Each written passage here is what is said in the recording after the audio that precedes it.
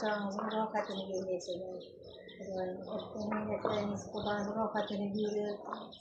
Bağlarımızın rahatını görür. Arzu ve hermalarımız bütün bulugay, canımız, sağlıkay, karaçağımız aman bulugay Kuday'ın. Kesip yorumuzdan bereket atlaysınlar. Koylara yapılgaysınlar, Kuday'ın yakşı güllere. Kuday'ın oğul kızlarımızın rahatını görgeysiler. Balaçlarımız sağ salamet olugay, yurtumuzdan parakat olugay. Kuday'ın.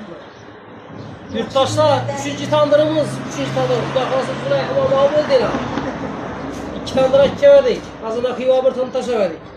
Züleyha Mahmud ketmeli, Züleyha Mahmud patiyenin verdiğine razı bulup. Razı mısınız baba? Razım. Hem beni tepsi etmez şunu tandırlar, yurttaşlara.